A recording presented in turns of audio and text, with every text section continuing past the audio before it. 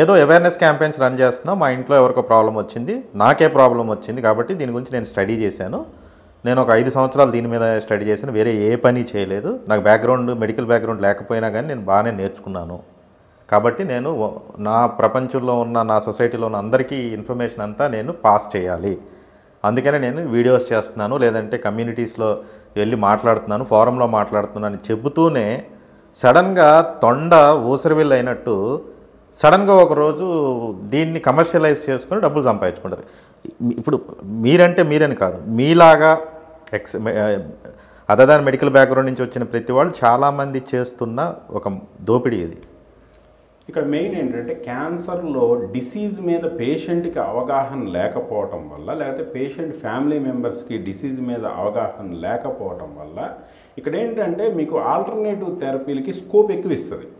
ఇక్కడ ఏమవుతుందంటే ముందు మనం ఇక్కడ ఒక 5 నిమిషాల పాటు డిసీజ్ గురించి మాట్లాడుకుందాం. ఓకే, డిసీజ్ అంటే ఇప్పుడు అసలు క్యాన్సర్ అనేది ఎందుకు వస్తుంది, ఎలా వస్తుంది, ఏంటి డిసీజ్ అనేది ఫస్ట్ నేర్చుకోవాలి. మన తెలుగు టెర్మినాలజీలో చాలా సింపుల్ లాంగ్వేజ్లో చెప్తాను నేను. మనకి ఏంటంటే మన బాడీలో మనం ఫస్ట్ పుట్టేటప్పుడు ఎగ్ స్పెర్మ్ 2 సెల్స్ కలిసి ఒక సెల్ పుడుతుంది. ఈ 2 సెల్ కలిసి ఒక సెల్ పుడుతుంది. ఆ సెల్ని మయోసిస్ అంటాం. మయోసిస్ తర్వాత ఆ వచ్చిన సెల్ నుంచి డిఫరెంట్ సెల్స్, ఈ 1 2గా విడిపోద్ది, 2 4గా విడిపోద్ది, 4 16, ఇట్లా ఒక బిలియన్స్ ఆఫ్ సెల్స్ ఒక బాడీ ఏర్పడుతుంది. ఈ బాడీ ఏర్పడిపోయిన తర్వాత మన యొక్క సెల్స్లోనే కొన్ని cells liable cells, stable cells, permanent cells అని ఉంటాయి. ఈ లయబుల్ సెల్స్ రెగ్యులర్గా ఈ పాత కణం నుంచి 2గా విడిపోతూ ఉంటాయి. ఈ 2గా విడిపోయి ఈ పాతది కొంతకాలానికి లైఫ్ అయిపోద్ది, ఇది చచ్చిపోద్ది, ఇది కంటిన్యూ అవుతూ ఉంటుంది. ఇట్లా సెల్స్ రీజనరేట్ అయ్యే సిస్టమ్ అంతా కూడా లయబుల్ సెల్స్. అట్లాగే స్టేబుల్ సెల్స్ ఉంటాయి. మనకి ఏదైనా వోండ్ అయింది, వోండ్ అయినప్పుడు స్టెమ్ సెల్స్ అక్కడికి వెళ్ళిపోయి ఆ వోండ్ హీల్ చేస్తాయి. ఆ సెల్స్ రీజనరేట్ అవుతాయి. అది అట్లాగే పర్మనెంట్ సెల్స్ ఉంటాయి. వన్స్ చచ్చిపోతే ఇంక రావు. మనకి ఆప్టికల్ సెల్స్ లేకపోతే న్యూరాన్స్ ఇటువంటి వన్స్ చచ్చిపోతే రావు. ఈ లైబెల్ సెల్స్ ఇవి ఎక్కువగా ఫాస్ట్ ప్రొలిఫరేటింగ్ సెల్స్ అనమాట. ఈ సెల్స్కి ఎక్కువ క్యాన్సర్స్ వస్తాయి. ఎందుకంటే మనకి ప్రతిరోజు కొన్ని కోట్ల కణాలు చచ్చిపోతూ ఉంటాయి, కొత్తవి వస్తూ ఉంటాయి. ఇప్పుడు ఈ సెల్స్ విడిపోయేటప్పుడు, ఒక సెల్ నుంచి 2 సెల్స్గా మారేటప్పుడు వచ్చే ఎర్రరే కంటిన్యూ అయిపోయటమే, ఆ సెల్స్ యొక్క పెరిగిపోవటమే క్యాన్సరు. ఇది బయట నుంచి వచ్చేసి ఇంకోటి చేసేది కాదు. మన సెల్లే, మన హెల్దీ సెల్లు, క్యాన్సర్ సెల్లు 2 కూడా వాలి సుగ్రీవులు. వాలి సుగ్రీవుల్లో మనం తేడా ఎలా కనిపెట్టలేమో క్యాన్సర్ సెల్లో, ట్యూమర్ సెల్లో తేడా పెద్దగా మనం గుర్తించలేం. వెరీ కీ పాయింట్స్ ఉంటాయి. ఆ కీ పాయింట్స్ ఒకవేళ మనకు ఐడెంటిఫై అయితే, ఆ రిసెప్టర్లో మనకి మ్యూటేషన్ వచ్చిందో లేకపోతే ఇట్లా ఏదన్నా ఒక ఫైండింగ్ వస్తే ఈ రెండింటికి డిఫరెన్స్ గుర్తించి ఆ డిఫరెన్స్ని మాత్రమే టార్గెట్ చేస్తూ జరిగే ట్రీట్మెంట్ టార్గెట్ థెరపీ. టార్గెట్ థెరపీలో రిజల్ట్స్ చాలా బాగుంటాయి. ఇప్పుడు లైక్ మనకి వాలి సుగ్రీవులు ఉన్నారు. సుగ్రీవుడు వచ్చి అయ్యా రాముడు నన్ను కాపాడండి అని చెప్పి అడిగారు రాముని. రాములు వారు ఏం చేస్తారు, సరే పా యుద్ధానికి నువ్వు చెయ్యి, నేను చెడుసాటి నుంచి బాణం వేసి చంపేస్తానని చెప్పి వెళ్ళారు. ఫస్ట్ రోజు వెళ్ళంగానే ఇద్దరు కొట్టేసుకుంటున్నారు. కొంతసేపటికి కన్ఫ్యూజ్ అయిపోయి ఇంతకీ ఎవరిని కొట్టాలి అనే కన్ఫ్యూజన్ వచ్చేసింది రాములోకి. ట్విన్స్లా ఉన్నారు. ట్విన్స్లో identical twins, same identical twins.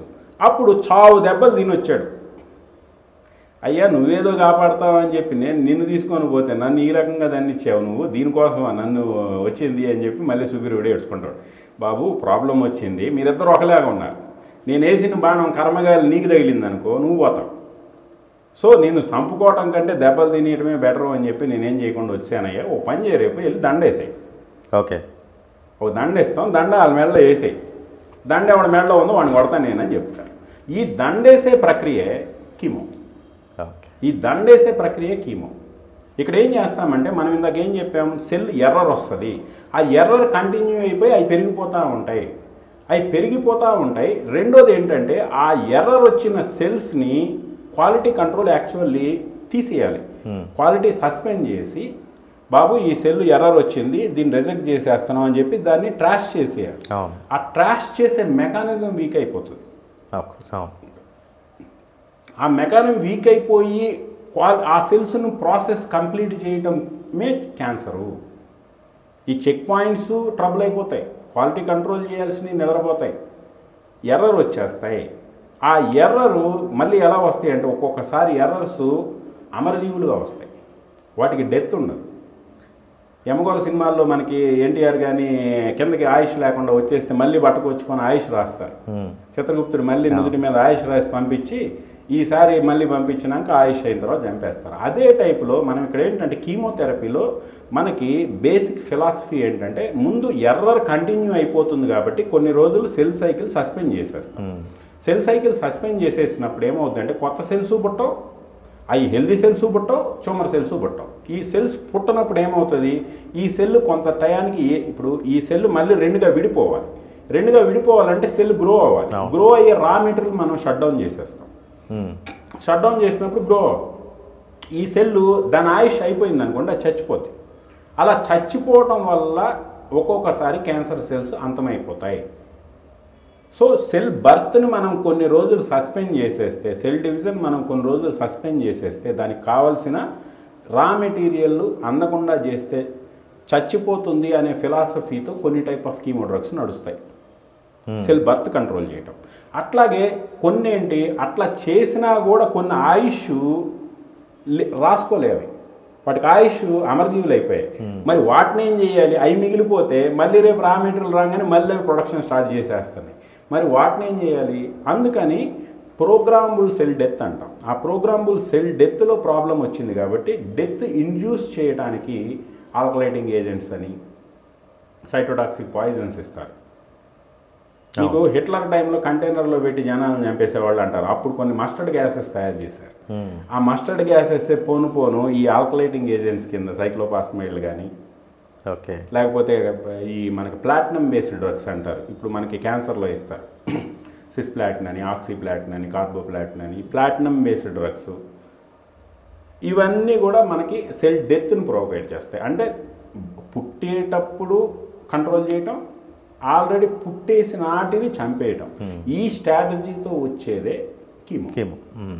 ఈ కీమోను డిఫరెంట్ ఆస్పెక్ట్స్ చూసుకొని డిఫరెంట్ టార్గెట్స్ని బట్టి డ్రగ్స్ మారిపోతూ ఉంటాయి. సైట్ ఆఫ్ ఇన్ఫెక్షన్, ఎక్కడ క్యాన్సర్ వచ్చింది అక్కడికి మనం ఇచ్చే డ్రగ్ చేరుతుందా లేదా, అక్కడ పెనట్రేషన్ బాగుందా లేదా, అక్కడ కాన్సన్ట్రేషన్ వస్తుందా లేదా, బయో అబ్జార్ప్షన్ ఉందా లేదా, ప్లస్ ఈ సెల్స్ అక్కడ ఆ ఆర్గానికి సంబంధించిన సెల్స్ మీద సైడ్ ఎఫెక్ట్స్ ఏమన్నా ఉన్నాయా, ఇటువంటి అన్నీ చూసుకొని రెజిమెన్స్ మారిపోతాయి. అట్లాగే జెనెటిక్స్ చూసుకొని రెజిమెన్స్ మారిపోతాయి. ఇప్పుడు జెనెటిక్ ఒక జీన్కి సంబంధించి ఒక డ్రగ్ మనం పెడదాం అనుకున్నాం, ఆ జీన్కి స్పెసిఫిక్గా మన దగ్గర ట్రీట్మెంట్ ఉంది, బట్ ఆ ఇచ్చిన డ్రగ్ అక్కడికి చేరదనుకోండి, మీకు ఎక్కువగా బ్రెయిన్ ట్యూమర్స్లో ప్రోగ్నోసిస్ తక్కువగా ఉంటుంది. ఎందుకు, chemo drugs, most of the chemo drugs won't penetrate blood brain barrier. మరి డ్రగ్గే అక్కడికి చేరదు. ఎందుకు, మీకు బ్రెయిన్ రిలాప్స్ వస్తేనో సిఎన్ఎస్ రిలాప్స్ వస్తేనో ఏం చేయలేమని చెప్పి చేతులు ఎత్తేస్తారు. ఈ డ్రగ్ మా దగ్గర ఏమీ లేక కాదు, బ్యారియర్ని దాటదు. ఆడెళ్ళి దొంగ బుల్లెట్ ప్రూఫ్ వెనకాల దాక్కున్నాడు. మేము బుల్లెట్లు 100 కాల్చినా అవతలకి వెళ్ళదు.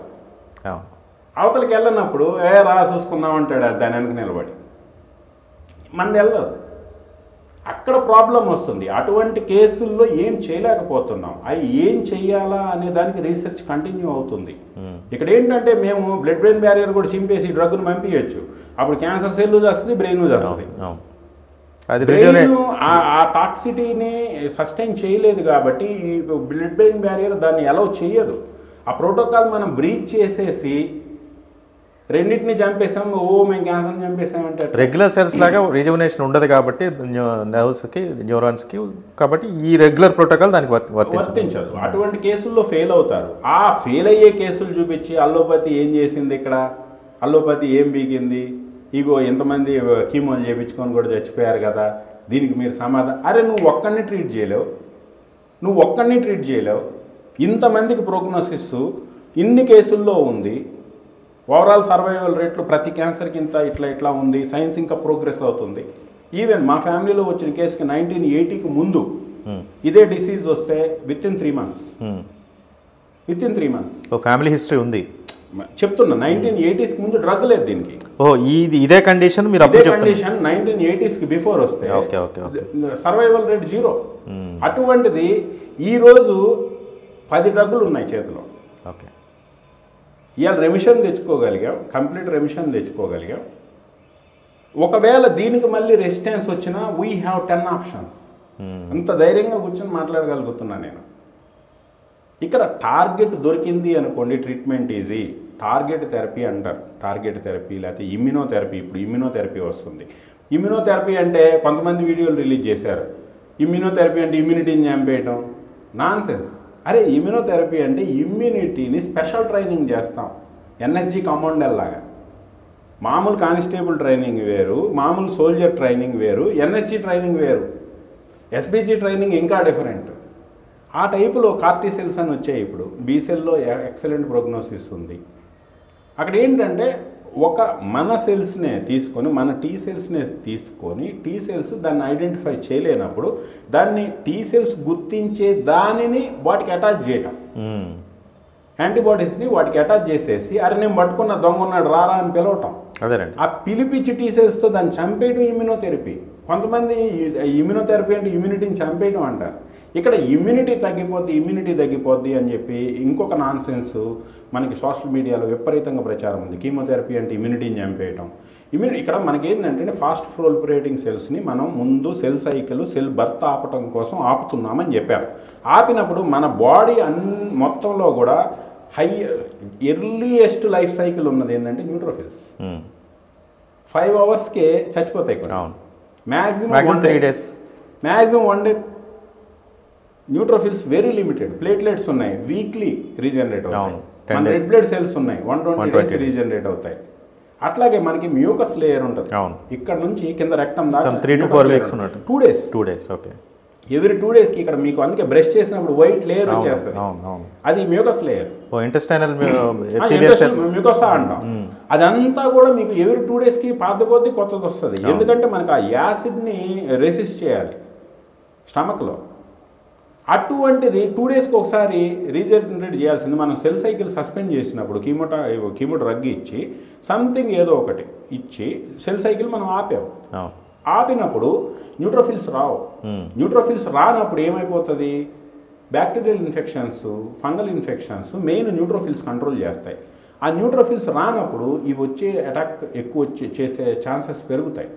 అటువంటి టైంలో నేనేం చెప్పాను దానికి, ఇప్పుడు మిగతా వాళ్ళు ఫెబ్రిల్ న్యూట్రోఫినియా వచ్చినప్పుడు ఇన్ఫెక్షన్స్ వస్తాయి, జాగ్రత్త తీసుకోండి అని చెప్పారు. డాక్టర్స్కి టైం లేదు, పెద్ద కౌన్సిలింగ్ ఇచ్చే అంత టైం లేదు, వాళ్ళు అంతవరకు చెప్పి వదిలేశారు. బట్ ఆంకాలజీ డాక్టర్స్ కూడా నేను చెప్తున్నాను ఏంటంటే, ఒక ఆంకాలజీ మల్టీ స్పెషాలిటీ హాస్పిటల్లో ఆంకాలజీ నడిచినప్పుడు ఏం చేస్తున్నారంటే వీళ్ళ యొక్క వీక్లీ రివ్యూ, ఈవెన్ కీమో ఇచ్చిన తర్వాత రివ్యూ కూడా జనరల్ ఓపీడీ పేషెంట్స్లో ఒక పెద్ద రిసెప్షన్ హాల్లో కంబైన్గా కూర్చోబెడతారు. ఒక ఫోరంలో కూర్చోబెడతారు. కూర్చోబెట్టినప్పుడు ఏంటి, ఇటుపక్క కొడుకు ఒక ఇన్ఫెక్షన్ ఉంటుంది, ఇటుపక్క కొడుకు ఒక ఇన్ఫెక్షన్ ఉంటుంది, అటుపక్క కూడా ఒక ఇన్ఫెక్షన్ ఉంటుంది. ఈ ఇన్ఫెక్షన్ ఆల్రెడీ వీళ్ళు ఫెబ్రిల్ న్యూట్రోఫినియా WBC 200, 300 ఉంటుందండి కౌంట్. అటువంటి ఇమ్యూనో సప్రెస్డ్ పేషెంట్ని జనరల్ ఓపీడీలో కూర్చోబెడితే వాళ్ళకి ఇన్ఫెక్షన్స్ రావా?